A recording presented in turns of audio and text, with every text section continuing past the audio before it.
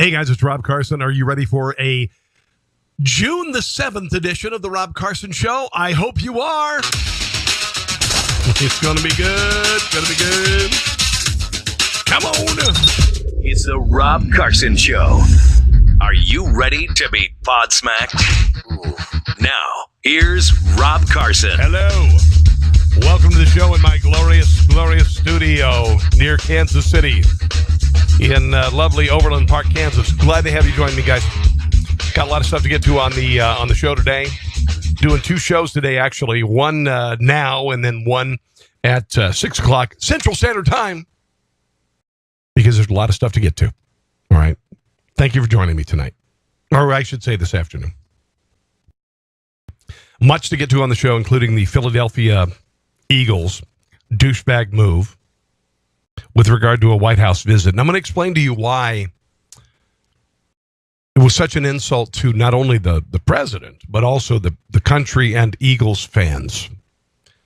Eagles fans are an insult, just being Eagles fans. They're just an insult to humanity. But what the Eagles did to their fans is really reprehensible. Really, really reprehensible.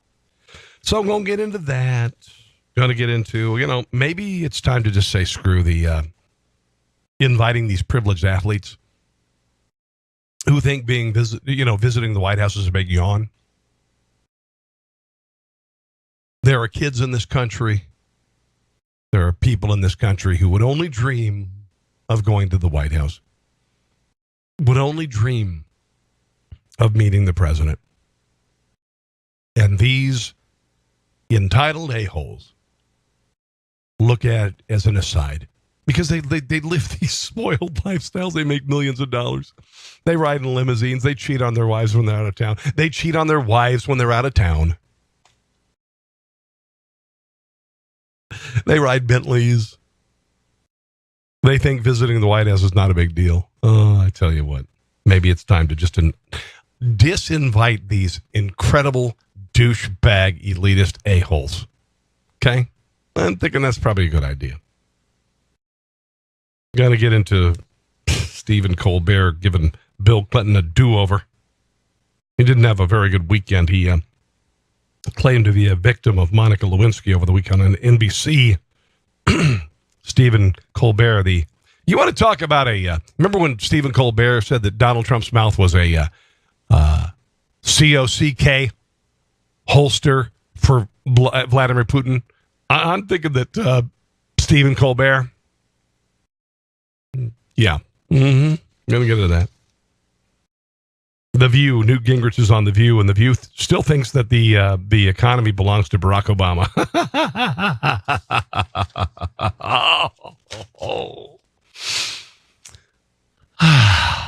Let's get started, shall we? Philadelphia Eagles White House contingent would have apparently only been a party of one. It's pretty remarkable, actually. Quarterback Dick Foles was the only player planning to attend the ceremony, according to NFL Network's Mike Garafolo. ESPN's Adam Schefter, I don't watch the show, reported that fewer than 10 Eagles players were scheduled to appear at the White House, with owner Jeffrey Lurie and head coach Doug Peterson. Now, this wasn't about standing or sitting during the anthem. This is about people who hate Donald Trump. That's really what this is all about, because the Eagles all stood during the national anthem. This is a political ruse being attempted by the Philadelphia Eagles. All right? It's unbelievable, actually. It is an unbelievable diss. Unbelievable diss. Now, you may not realize what an incredible diss it was. You're thinking, the Eagles told the president a long time ago that, let me check my hair, a long time ago that they weren't planning on attending, but no. Sarah Huckabee Sanders explained in a White House briefing yesterday, which happened to be the 5th, about what really happened. And this may help put in perspective what an incredible douche move this was by the Eagles organization. The president's position on... aware that not a single player on the Eagles through the entire season knelt for the national anthem? That's the fine. President's position on not just the anthem has been clear, but let's not forget this isn't... there were 80 members of the Eagles organization. Listen to this. It gets really good. That RSVP'd and committed to attend this event as recently as Friday. 80 members RSVP'd as late as Friday. Okay. How do you RSVP to attend a White House ceremony, even though 6 months ago you won the NFL championship and got the invite? You're RSVPing as to last Friday whether you're going to attend. As well as over 1,000 fans of the Eagles organization. And the Eagles are the ones that tried to change their commitment at the 11th hour. And the president, frankly, thinks that the fans deserve better than that. And therefore, we changed the ceremony to be a focus on celebrating our great country. Oh, it gets better. It's going to make your blood boil. Why is he acting like this is about the national anthem? And is he concerned that we heard from Steph Curry and from LeBron James the suggestion that F Steph Curry and LeBron James, whoever wins the NBA championship, they're unlikely to be here? They're not going to go. They're not going to go. Well, F them. Ban them all. Who give a rat's ass? First of all, who watches the NBA? Honestly, who really effing watches the NBA? I think they got bigger ratings on HGTV at this point. Is this about something more than the national anthem? Something other than Yeah. Oh, it's more about the national anthem. It's more. It's partisan effing politics by athletes. That's what it's all about. You want to delve into this? Show me how Donald Trump is discriminated against black people. Show me. Lowest black unemployment rate on record. You had a black president who did D word for Richard for black people.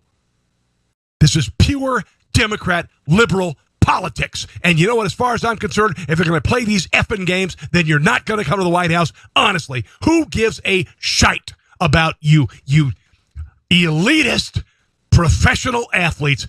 To hell with you. We'll invite college teams. We'll then invite high school teams. We'll invite Pee-wee leagues before we invite your entitled asses to fly a private jet to Washington, D.C. to lay wreaths at your feet, you a-holes. The national anthem. Look, if this wasn't a political stunt by the Eagles franchise, then they wouldn't have planned to attend the event and then backed out at the last minute.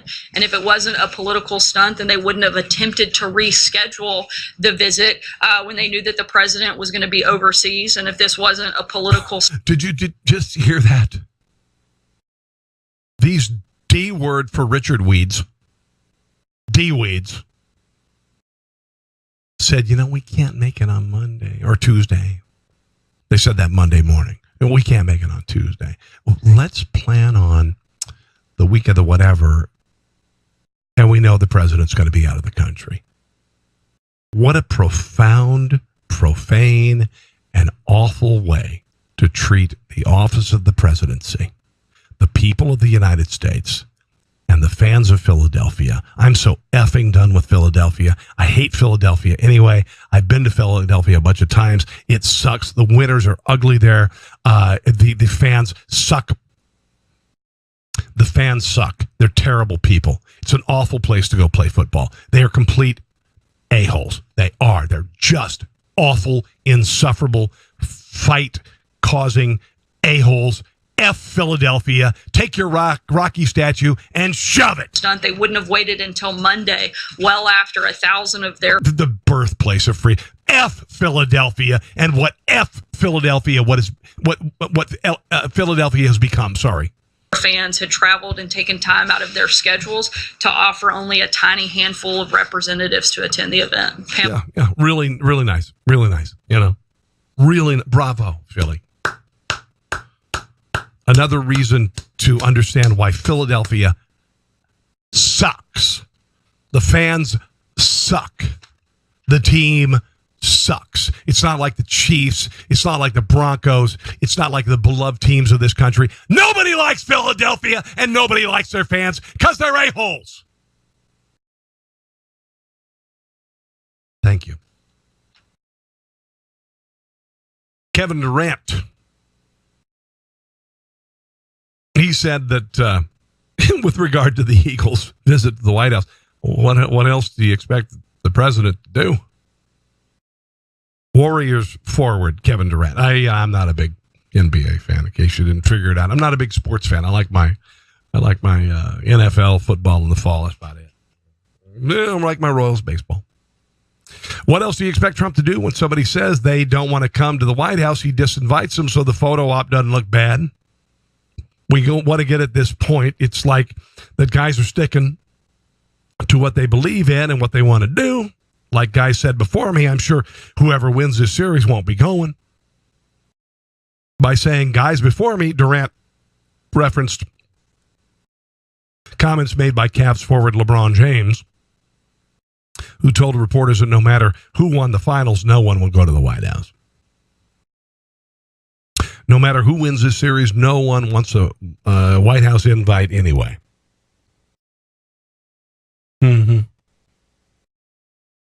I mean, I hope to be in that situation to win 2 more games where we win a championship and obviously know what comes with that. This is according to Steph Curry, by the way. But I don't think I think I agree with LeBron. I think I agree with LeBron. Pretty sure the way we handled things last year kind of stay consistent with that. But at the end of the day, like I said, every team has an opportunity to make a decision for themselves and to speak for themselves. Blah, blah, blah. Kiss my ass. Outspoken Warriors coach Steve Kerr says sees Trump's cancellation as part of the what he calls the president's larger plan to divide America. So you know what? You just coach basketball, you dickweed. Just effing coach basketball, you slant foreheaded moron who only understands basketball. Come on, bring it. You want to talk politics? You want to talk about ideology, you moron? You teach guys to pass balls around and throw them into a friggin' hoop. Woo! You're an effing genius. You got guys over 7 feet tall. Oh my God, you're. I mean, honestly, I would assume the next thing from you is to cure cancer, because honestly, you are a frickin' genius teaching a bunch of 7-foot guys how to throw a frickin' ball into a hoop, which, by the way, is twice the size of a basketball. All right? Did you know that? This is the circumference of a basketball hoop. 2 basketballs fit in it, okay? It's not that small. It's not like the carnival game balls that you go up to. It's twice as big as a basketball. And these dumbasses who spend their entire lives shooting a ball into a basket they're like geniuses. Are you out of your effing mind? Basketball is the dumbest sport ever. It really is the dumbest sport ever. Football, you got strategy. Yes, you got man-to-man. In basketball, you got man-to-man and you got zone. Woo! There you go, an alley-oop. But honestly, basketball is for idiots. It's for big, dumb, 7-foot-tall idiots. That's about it. Oh, I'm going to shoot a ball into a basket. Oh, my God. I'm going to get by in front of the guy in front of me. Genius. God, the NBA sucks.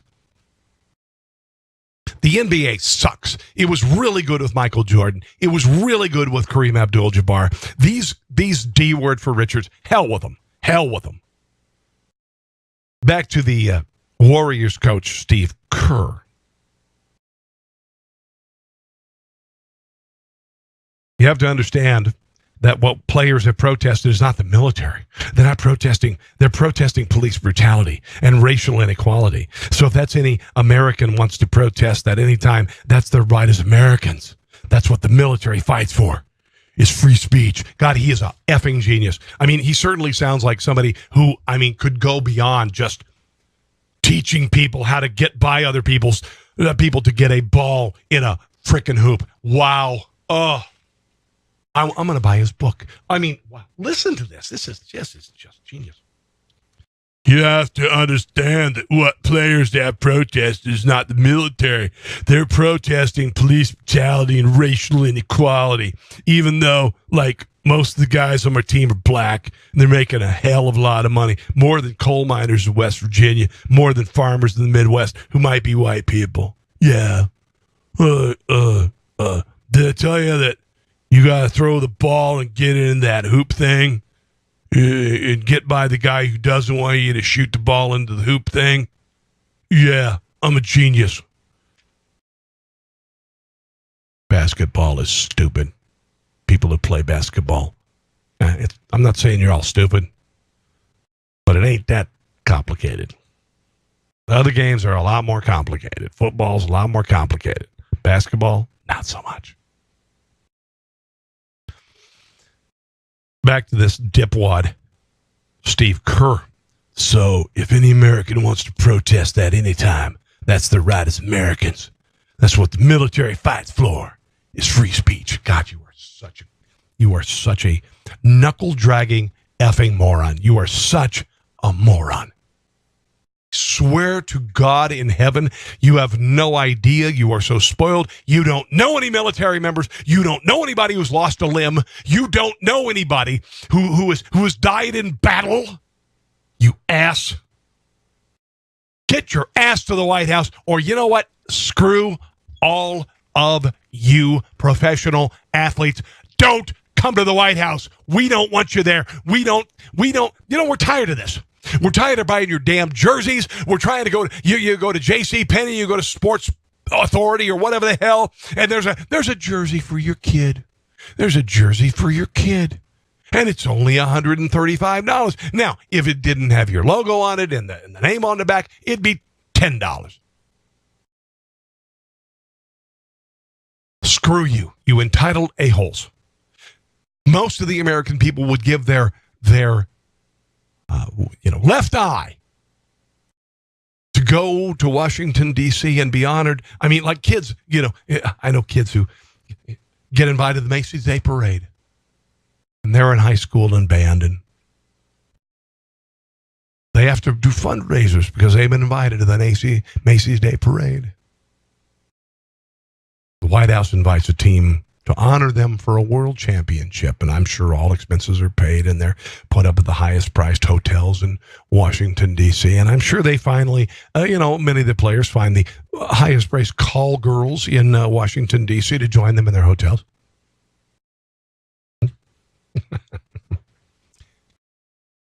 And they consider the honor of the president inviting them as an insult. And you know what?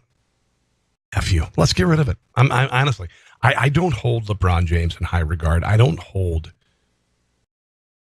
I watch football. I like it. I don't watch pro basketball. I don't give a crap about it. It's nothing. I'm sure I'm racist. But yeah, I don't care about it. When I was in Minneapolis, I liked it. When I was in Washington, D.C., casually. But I had too many other sports to spend money on. NFL football's number one. Screw you guys. CNN analyst Angela Rye, talking about this, says the national anthem is problematic. Is problematic. It's not what it means. It's Angela, a celebration of achievement. Angela, I want you to weigh in. Yeah, at first, it's just dishonest, right? This isn't about people who disagree with the partisan leanings of the president. There are Republicans. No, it pretty much is. Republicans who are my friends. This is about someone who has trafficked in bigotry, xenophobia, and racism. No, not really. That's just your interpretation of it. Otherwise, we would have much higher black unemployment and Hispanic unemployment. From the very of his campaign, everybody has a right to say, you know what, I disagree with you, and I especially disagree with how you carry yourself as a leader. I have yet to see you demonstrate real leadership. Really? Well, I wouldn't say that. I mean, you look at the economy and crushing of ISIS, North Korea. Really, I'd say he's displaying his leadership pretty well. This is not about the national anthem. That's the side issue. The real issue is Donald Trump's issue with crowd size. This crowd would be the same size as his inauguration, and that's what he's really frustrated about. Yeah, sure. Let's be really, really honest. Sure. Did you see Hillary Clinton's rallies towards the end of the 2016 campaign versus Donald Trump's rallies? Seriously. That's what he can't handle, the ego. Oh, dear God in heaven. You know what? When you're losing the argument, you say stupid crap like this.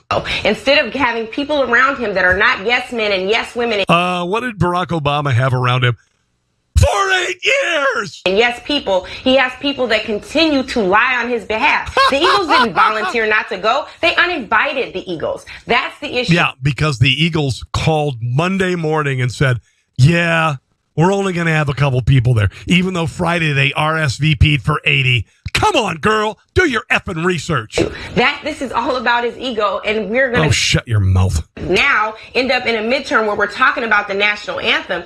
The national anthem is problematic in and of itself. Really? Okay, yeah, because it's racist, right? I mean, even though black people have stood and proudly sang the national anthem and shed tears at sporting events and at funerals, you douche. You just need to pay attention to what's happened in this country with people not even feeling pride in the fact that they live in America. I know, it's really crazy.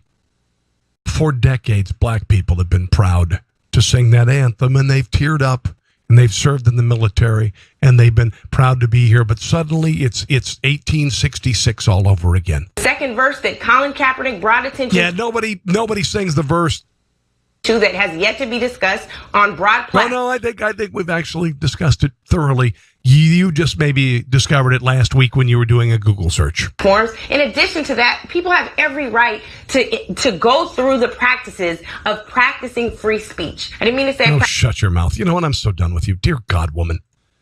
How do they get it on as panelists on CNN, honestly? Dear Lord. Bill Clinton had a bad weekend. Last week he did a couple of interviews on NBC and appeared to blame, to claim victim. I left the White House. $16 million in debt, even though I banged the snot out of an intern. He sounds like he needs a drink of water. He sounds like the crypt keeper to some degree. I'm just terrible. Here is now, Stephen Colbert said that Donald Trump uses his mouth like a COCK holster for Vladimir Putin. Here is Stephen Colbert doing the same thing, a sloppy seconds thing, to Bill Clinton. I watched on the Today Show yesterday morning. I noticed you didn't enjoy that entire interview. I want you to enjoy this one, but I'm gonna get my trash can here, because I might vomit.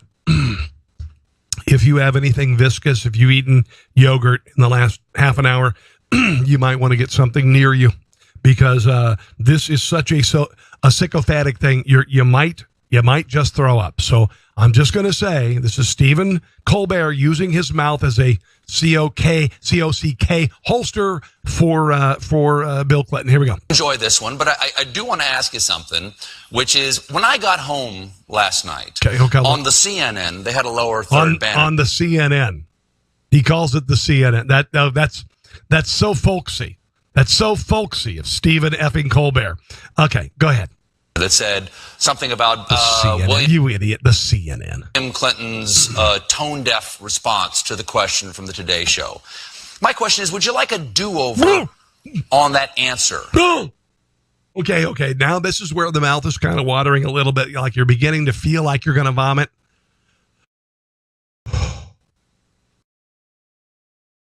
Stephen Colbert giving Bill Clinton a do-over. Do-over. Do you understand why some people thought that was a tone-deaf response to his questions about the Me Too movement? Absolutely. You know what? I had a job to do, and I apparently blew that job. And how it was a blown job. You might reflect on your behavior 20 years ago and how that reflection may change based on what you've learned through the Me Too movement. Yeah, hold on. When I saw the interview, Okay. I thought that because they had to, distill it.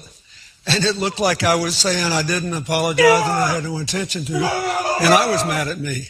Well, you said in the interview that you did apologize. You said you apologized in the interview. Did. And they showed a film clip finally, but I'm going to have to go get a Nexium. Here's what I want to say. Here is what I'm going to say after 20 plus years. It wasn't my finest hour, but the important thing is that was a very painful thing. Oh, yeah. That happened 20 years ago. And No. It wasn't painful. Unless she had, the teeth. It wasn't painful, you douche. It wasn't. It was only painful because you were uncovered. It was never painful with anybody else. Paula Jones, anybody else. It was never painful. To act like that was painful. To act like somehow you had a romantic involvement. She was a piece of ass. She was just a piece of ass. And she saved a dress with your DNA on it. You douche. I apologize to my family, to Monica Lewinsky and her family, to the wait. He kind of did short shrift to Monica Lewinsky. I apologize to my family, to Monica Lewinsky and her family, to the American. Yeah, sure you did. Sure you did, dude. American people. Yeah, sure you called her up. Hey, Monica, hey, how's it going? I meant it then. I meant it now. I've had to live with the consequences every day since. Oh, yeah. And I've only made $1 billion through the Clinton Foundation since then, and I've become really rich. And, I'm making $500,000, $750,000 a speech, and I've suffered. I still believe this Me Too movement is long overdue. You are just a passive-aggressive douche. Necessary and should be supported. Oh, God in heaven. Sure, dude. Oh, God in heaven. Wow. That was pretty darn good. I mean, wow. That's sociopathic. That's just, my God, spectacular. Newt Gingrich appearing on The View, which is a gathering of harpies, insufferable harpies around a kettle. Sorry, I know I shouldn't say that, but really The View is just awful. It's terrible. I can't even stand it. Women on The View still believe that, even though for 8 years we suffered through 1% increase in the GDP. We had 20 million more people on food stamps. We had 49 million people on, welfare. I mean, it was just awful. All right, it was bad. There were people getting, they were doing 2 jobs. They were doing 29 hours because full time was 30. We had businesses who kept their businesses under 50 people because of the 49 people was fine, but 50 you had to do the Obamacare and all that crap, and the economy sucked. It was just awful. And now we've got this GDP. They're predicting 4.8% percentage growth in the second quarter. I wouldn't go that high, but my goodness, we've been ahead 3 percentage points per quarter since Donald Trump took office. But apparently that is because of Barack Obama. Apparently, what do you think the best thing is that he's done, and the worst thing? Talking about Donald Trump. Oh, I think the best thing is the economy. I think the fact that we have the lowest black unemployment in history. Can he take credit for that? Isn't that Obama's doing? Oh, there's the fluffed audience. If that's Barack Obama's doing, he was in office for 8 years. Why didn't it happen at 2? The Reagan recovery started under 2. Why didn't it happen at 3? Why didn't it happen at 4? Why is the only reason why it turned around for African Americans was a year and a half after Donald Trump took office. 8 years. No. The Democrat formula is for turning around the economy 9.5 years and a year and a half into another administration's administration. These idiot fluffers in the audience. I think I think this quarter we will have more than twice the economic growth rate of any quarter in the 8 years of Obama. Because he's been set up. He was given a gift. Oh, shut your mouth. It doesn't take 8 years, you idiot. You with extensions you idiot with extensions. It's true. So Obama gets You're a moron. We got a terrible gift from George W. Bush. He gave Trump a good gift. Anything good happens under Trump is actually Obama. It's true. No, well, it's that's not. one way to look at the world. Obama inherited a deficit. Right. Trump is inheriting a surplus. And is accelerating. Really? Well, Donald Trump added $11 trillion to the debt. You idiot. We're in a deficit. We're in a major deficit now, thanks to your party. You're wrong. Surplus. He inherited a gradually growing economy, and he's doubled the speed of growth. Yeah, but here's the second part to the story. Oh, God, Joy Behar. Will you just go back to stand up? Because honestly, you are a complete and utter moron. Just a complete and utter moron. I don't even know where to go. Don't even know where to go. What do I have here? Oh, this is interesting. So, McDonald's is going to have self-order kiosks in all of their stores by 2020. Why is that? Why is that, folks? Because the left in this country is saying that not only do they want $10 an hour, they want $15 an hour. The fight for 15. No skilled workers. And let's face it, my son, 18 years old, he's overqualified for McDonald's at this point. If you are 45 years old and you're working at McDonald's, it's because you're trying to get your stuff together so you could start over. Okay? But most of the people at McDonald's, with the exception of managers, assistant managers, they are there because they're starting out. The fight for 15 is going to cause what I'm going to explain in a second. McDonald's will roll out self-order kiosks in 1,000 stores every quarter for the next 2 years. North of me in St. Joseph, Missouri, they started this 3 years ago. Kiosks were already in roughly 3,500 U.S. McDonald's restaurants as of March, or about 1/4 of domestic stores. They will be out in half of U.S. restaurants by the end of 2018 and in all stores by 2020. McDonald's locations in Australia, Canada, and the UK are even further along the kiosk usage. Why? Because dumbasses are saying that because you can actually go like this to a burger, turn it over, put it in a bun, you get $15 an hour. There are paramedics who make less than that. But that's perfectly fine. Here's a story from USA Today about a product called Mr. Flippy, I guess. That some people are thrilled about because they think it's really neat that Mr. Flippy can make burgers. The problem is it's replacing one of these idiots who can only flip burgers for a living who want $15 an hour. And so they're going to have to find something else to do. Okay, here we go again. Let's taste the robot burger with the all-new and improved Flippy. When last we saw Flippy was open for business. I'm thinking they're going to taste the same. But the hamburger flipping robot only lasted 1 day, got overwhelmed with orders, got retooled, and now Flippy is back in business. Well, I've learned that building autonomous kitchen equipment is hard. Miso Robotics, which... you been to a auto manufacturing plant lately? This happened decades ago. Built Flippy, improved its flipping accuracy, and made it easier to clean. On the day we visited, patrons seemed fascinated by the idea of the robot chef that worked side by side with you. Look at that robot chef that's got to replace my kid who's in college who would normally do this for $10 an hour. Beings. Because we've been trained since childhood that robotics are coming in the future, and it's to nerd alert, part of it, see it, be able to watch it happen, and to be served and watch the product being placed to you. It is absolutely incredible. So absolutely incredible that they're doing. This is amazing. This is the most amazing thing I've seen ever. I gotta go watch Game of Thrones. It's a childhood dream to watch something like this happen and become live in front of you. Why did you want to see Flippy?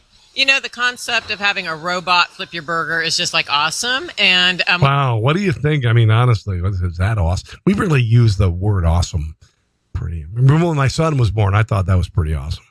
That was pretty cool when he came out and he started crying and stuff. But I guess watching a $3 hamburger get flipped is right up there with watching your kid being born. We've been seeing, you know, the buzz. We live around here, so we're like, all right, it's like we want to go see the Flippy Burger. Wow, I have nothing to do. We don't have mahjong on Tuesday, so we're gonna go watch a Burger Flippy Day thing. Go and see Flippy. So yeah, on our last day, while in the middle of moving, we came to see Flippy. And what do you think? I really like it. We are impressed. It's like way better than any other person because he's cleaning the grill, he's cleaning his spatula. He won't spit on your burger. It looks like they're coming out really perfect. It's fun. Adding the difficulties of cutting-edge machine learning technology, then combining that with the difficulty of food service is a difficult problem. So Flippy the robot hopes to come to a hamburger restaurant near you and put your kids out of work at some point in 2018. Tastes good to me. From Cali Burger in Pasadena, California, Jefferson Graham, USA Today. Thank you, Jefferson. Yeah, thank you. That's great. Wow. Kind of scary. Bill Clinton's new novel, co-written by author James Patterson, centers on a heroic president who sounds like a lot like Bill Clinton in some ways. Had a poor upbringing, met his wife in law school, had a single daughter, and is facing impeachment. But that's not most interesting. President Clinton differs starkly from the real President Clinton. The novel opens with the Commander-in-Chief, President Duncan. Preparing for a White House Select Committee, his staff has strongly advised him against testifying. My opponents really hate my guts, Duncan thinks. But here I am, just one honest man with rugged good looks and a sharp sense of humor. Duncan knows he sounds like a lawyer caught in a semantic legal debate, but darn it, he's trying to save the United States. The transfiguration of William Jefferson Clinton into Jonathan Lincoln Duncan should be studied by psych departments for years. Both men lost their fathers early and rose from hardscrabble circumstances to become governors. Both men met their brilliant wives in law school, and both couples have one daughter. Here are the differences. Rather than shrewdly avoiding military service, President Duncan is a celebrated war hero, of course. Rather than being pleasured in the office by an intern, Duncan was tortured in Iraq by the Republican Guard. And rather than being the subject of innumerable rumors about extramarital affairs, Duncan was wholly devoted to his late wife and now lives in apparent celibacy. This is spectacular. This is spectacular. Oh, my God. The fact that draft dodger Bill Clinton has a veteran as his literary avatar would be bad enough, but according to the New York Times review, he's not just any veteran, he's G.I. Joe. Duncan is also a special forces war hero who was waterboarded in Iraq and could have been a baseball star if his injuries hadn't forced him into politics. But the best part is that Clinton's doppelganger is celibate. The first lady gets killed off early in the book, but makes Bill stand in, promise to find love with someone else.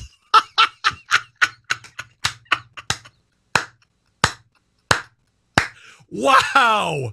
Oh, my God, that's fantastic. Oh, that's just fantastic. I swear to God. You can't make this up. You can't make this up. All right. What do I got? I might have a little more audio here that I'll play for you before I go. There's a few audio bits that I want to get to. Hold on, I want to back up here. Have you enjoyed the show? I hope you've enjoyed the show tonight, guys, or this afternoon. I hope you've enjoyed it. Because I enjoy doing this. And if you would share, by the way, on social media, it would be such a glorious thing. It would be such a glorious thing. No, I don't think I have any more audio I want to share. Nothing that interesting. No, Tucker Carlson calling out Brian Stelter from CNN about their unhinged Melania Trump coverage. And honestly, Melania Trump had kidney surgery, 48 years old. And the media has said everything from Donald Trump abused her, spousal abuse. She's hiding from that, to whatever. Here's a little bit on Brian Stelter, who's a bald moron. Honestly, just focus on the bald, but whatever. I mean, he ain't all that. He ain't all that smart. He ain't all that good. His obsession and Tucker's response. And if there's one thing they know for certain, one thing that was drummed into them at the top shelf journalism schools they attended, the J school, yeah. It's that Republican first ladies lie a lot and are evil and for the sake of civilization must be destroyed. So CNN did not buy a word of that, and the network assigned its most dogged journalist to crack the case, the squeaky but persistent Brian Stelter, who hosts some kind of weekend show that no civilian television viewer has ever actually seen. Yes. Stelter understood immediately that the whole kidney operation story was just a cover for something darker and more sinister, likely another international scandal. Stelter is a child. Stelter is a child. I would love to debate Brian Stelter. He's an effing child. He's got the hair of an 80-year-old man, but he's a child. Emanating from that dark lord Vladimir Putin himself. Stelter hinted as much to his viewers. Watch.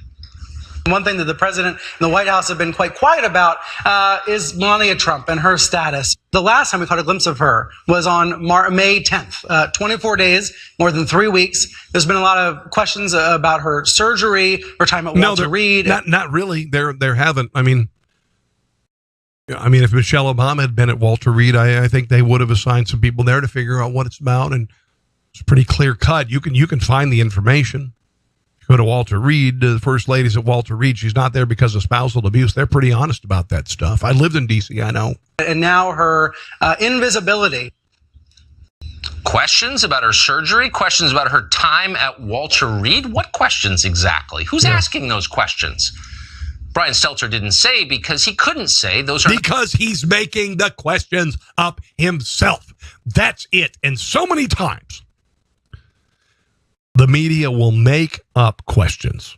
There are still questions around the whatever that people are asking. They never say who's asking them because only the media types are asking them. Not real questions, and this is not reporting. It's a passive-aggressive attack. Thank you. CNN's real point was that Melania Trump is a liar, and she's doing something immoral. She must be. Look who she's married to. Stephen Colbert came to the same conclusion. Oh, here we go. As of the time we're taping this show right now, the First Lady has not been seen in public for 25 days. Stephen Colbert is not funny. Stephen Colbert is a douche. Stephen Colbert is an insult to CBS late night television. He truly is. He truly is. All right, it's time for me to go. Time for me to go. Guys, it's really been fun having you join me today. If you would like to follow me on Facebook, it is Rob Carson Show. If you're on Twitter, it's Rob Carson. And if you'd like to check out the swag line, right there, tpublic.com/conservatees. I'd really appreciate it. I hope you enjoyed the show. Please share with others, okay? And I will see you again very soon. Bye. Thanks for listening to The Rob Carson Show. Friend him on Facebook at Carson Show, on Twitter at Rob Carson, and on Instagram. I think Facebook and Twitter are enough for now. We'll see you soon.